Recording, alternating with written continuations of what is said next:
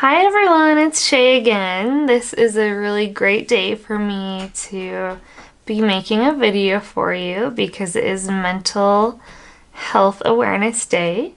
So yeah, couldn't be a better day for me to make a video.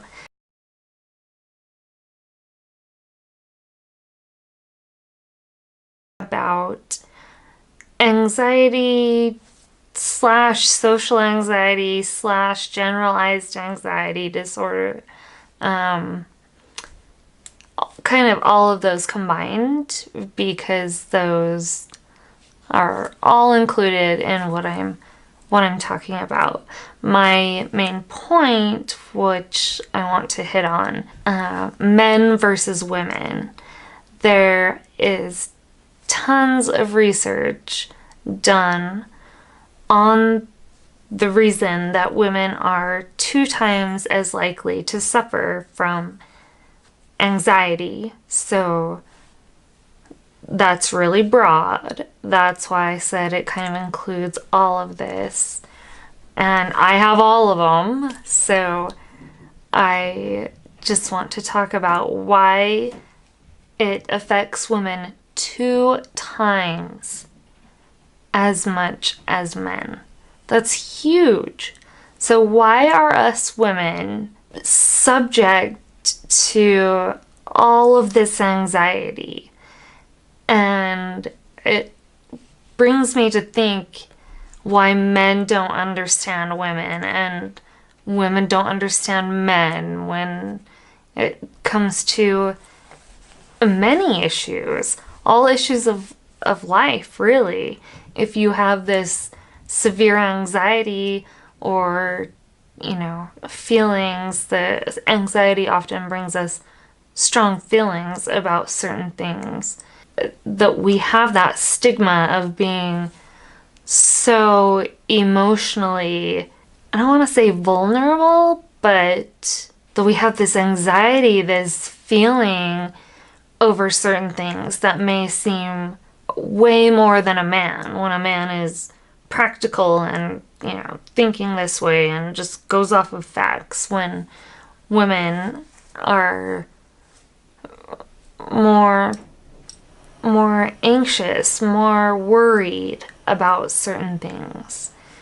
A good example would be Hillary Clinton running for president. A lot of people made a huge point that she would be too emotional, too involved mentally to make the right decisions for us. So I kind of want to break that stigma and I will not talk about politics ever on here, so don't worry. You don't know what side I'm on, and I don't know what side you're on, but I just remember that being a big deal that, she wouldn't be able to control her emotions. And a huge part about anxiety, GAD, social, everything, it makes you vulnerable to what you're feeling, and it makes you vulnerable the way that people see you, whether you're shaking or visibly, or you shake someone's hand and your hands are clammy because you're nervous.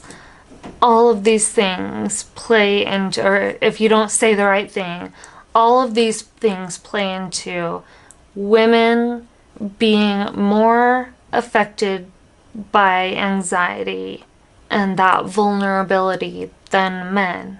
And the truth is, we are. We are twice as likely to suffer from anxiety than men. So why? What is the reasoning? So I started searching, and it's been almost 15 years, in like 12 years, that I've been dealing with all of the above. Don't have to name them again. Since I've been dealing with it, and I've been through relationships, I have been through many different jobs, and so when I started researching for this, and I have previously, but more so for this men versus women, not that one is better than the other, but I started researching it, and serotonin is when we are given medication for anxiety, depression, GAD, all of the above, even for bipolar, which I am also diagnosed with. I don't know how many of you are tuning in for the second time or not, but so all of those, when they give you medication, they interact with your serotonin levels. Most of your serotonin is located in your brain. It controls mood, happiness, anxiety, stress. It controls all of those things. So people with anxiety or depression have a low level of serotonin. So when we're given these medications, so like for depression and anxiety, for example, you, as a sufferer of anxiety, I have been given twice the amount of a serotonin builder, in easy terms, as somebody who is depressed. So it takes a lot more to get your anxiety lowered, that serotonin at a good level for you with anxiety, than it does for depression. And I'm not sure on why. You can Google that. I hate to crush you guys with just facts. So, so that is what we're given for a huge array of mental illnesses is serotonin. So this is why we're given medications that will level out that serotonin for us. And one thing when I started researching men versus women is they don't know if we're born. They, as in people doing research, scientists, they do not know if we are born with lower serotonin levels or if we just acquire them. They know that we can acquire them, a higher level of serotonin, but they also believe that some is, you're just born with it. So how do we say men versus women and this whole serotonin thing? So what is not going to happen is me figuring out why serotonin levels are the way that they are in each person. I'm not that person for you.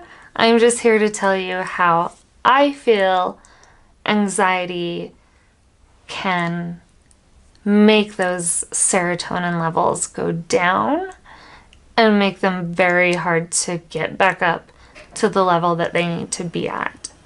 So, as a woman, from a young age, I have been, and hopefully all the women out there watching, I hope there's a lot of you, we have been subject to look a certain way, act a certain way, talk a certain way, all of the above, right? So we have been subject to, we should have as much hair on our heads as possible. Longer the better, more of it, yay, but we should have no hair anywhere else, right? Maybe some in some spots, but not even our big toe. This is something that started for me when I was 11. I shaved my legs for the first time because that's what women did. And my mom would always say, when we were getting to leave the house, she would say, I need to get my face on. So that meant she had to put on her full makeup before we could leave the house. And we are still to this day I've worked in assisted livings where women, even with Alzheimer's, we were told to make sure they looked presentable, which meant lipstick on, a nice blouse, all this stuff. So from the 1700s, I've been reading about how women have had to look to satisfy a man or meet society's visions.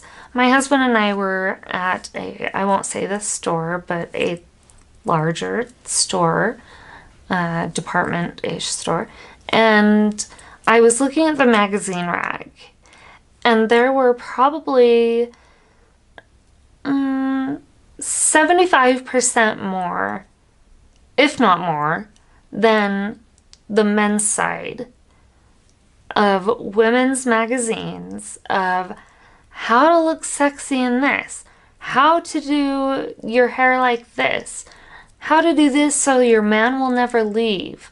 And then on the other hand, there were literally 2 magazines, 2, about men's health. 2. That's it. So we are walking around with this huge burden of looking perfect for who? For who? For ourselves? For men that we don't even know walking around? So I wanted to share with you quickly something that I have voiced all of this to my therapist, and he is putting me through this therapy session that like weeks of therapy to test out going somewhere without my legs shaved and having them shown, going somewhere with, you know, an uncomfortable outfit for me would be in, and see if anybody notices, and go home and see if it affected your day at all. And when it comes down to it, it doesn't. We're doing this to ourselves because we see it on social media. We see it in magazines, online. What not to leave the house without. Your lipstick, you're this, you're that. And I know I'm aware that I'm wearing makeup, but I actually normally don't. And I put on makeup today. Didn't do my hair. My hair is just naturally curly. And that alone, just putting on makeup, it took like 30 minutes out of my routine to put on concealer and then to put on this and to put on this. And then my husband, love him to death. He buzzes his head, shaves, you know, trims his beard or shaves that off, puts on pants and a shirt, and he is looked at as completely normal.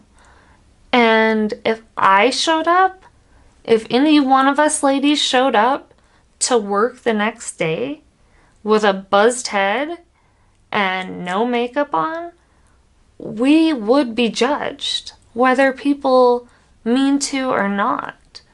We would be looked at like the Britney Spears lost her crap. And not that that was even bad of her, but people labeled it as she's losing her mind when Britney Spears shaved her head. Hey, maybe she didn't want to deal with her hair anymore. That was one thing in her anxiety box she was sick of worrying about. So I really want to touch on that. Not that we're in any, like, you know, we're suppressed or something by this, because I love putting on makeup to go out and, and to look pretty and wear something that makes me feel beautiful. My mother's a hairdresser. She's an artist, and otherwise I wouldn't have my hair done. But I really want this deep down part of why I think women are twice as likely to suffer from anxiety than men are. Men can go out scruffy, and their scruff is called handsome. Would my hair on my legs ever be called sexy? Not in this century. Not here. My husband could care less, but that is not looked at as a sexy thing. I wanted to bring up a couple examples of, so I used to work for a plastic surgeon where we did the breast dogs. I went to work one day, clean, some foundation on my face, hair done nicely, and he sent me home from work because I didn't have eye makeup on. Meanwhile, I'm staring at his buzzed head and no eye makeup on, and he's running the joint. So I quit that place a few months after I started. So that is just one example. Do you remember when Alicia Keys, if you don't, Alicia Keys went to the Grammys? Wonderful, talented, amazing actress. She showed up with her hair up in a beautiful wrap. I'm not exactly sure what they're called. And I don't know if she had any foundation or anything on, but she didn't have eye makeup on. And she was in the news more than any other woman that was at the Grammys that had eye makeup on. And that reminded me of my job, that I was the one person in the facility, in the surgical facility, that didn't have eye makeup on. And I was sent home. Ridiculous. This is a stigma that we have to try to break. And we have to, even if we can't break it by YouTube channels and, talking about it, we're not going to go protest against it, but break it within ourselves. Make sure that you feel okay wearing and doing whatever you do for yourself. So if something makes you happy, do it. But if you feel unhappy about the fact that it takes you 40 extra minutes to get ready just so you feel like you are presentable to the rest of the world, the rest of your world, then I challenge you to not do it. To not put your makeup on. To not curl your hair. To not do the things that you don't want to do. And see what happens. See what happens. Nobody will care. If they do have a bad thought about you, they are not worth your time. Because what makes you is you. Not what's on your face, not what's on your body, not if your hair is curled or waved perfectly. Like I said, I have naturally curly hair. I did not come on here and preach with curly hair. And see where that gets you. And journal it. Went out today with no makeup on. I went to Target. I did this, and that. And nothing happened. And I got 30 minutes of my life back. I've talked to my therapist a lot about what causes my anxiety, and it is what people are thinking about me. And turns out they're not. I've done several exercises where I've gone out in sweats instead of this, and I've told my therapist, well, haven't you seen the People of Walmart, website? Who cares? Who cares? If you are happy, that's what matters. And in turn, I've been in intensive therapy before I started this YouTube channel. If anything, it makes me feel like I have lifted a weight off of my shoulders by not having to feel like I have to have the whitest teeth. I have to have my eyebrows just perfect. I mean, we tattoo our eyebrows, we wax this, wax that, get pedicures, just do all this stuff. And by all means, do not think I'm saying to not do those things, because I do them too. If I want a pedicure to start my summer off, then I go do that. And that makes me happy. That's what we need to be focusing on women, or as women. And I hate to throw men out of this, because I know it also is, you don't want to be the skinniest guy at the pool or whatever. I can't really relate to that side. So I would love some male comments, if you were able to sit through this, about women below, about how stigmas against men also affect your daily life. So once again, happy National Mental Health Day. You guys are great, each and every one of you that has watched my shows. Thank you so much. I really do appreciate it, and I really do hope that this is getting across to people. So please subscribe, please keep watching. I am diagnosed with so many different things. I would love your ideas of what you would want me to talk about, because I guarantee you I have a life experience revolving around one of those, if not directly one of those. So anything to do with mental health, not anything, but a good majority. So have a great day, night, evening, whenever you're hopefully watching this. And you guys have a great day. We deserve it. Good night.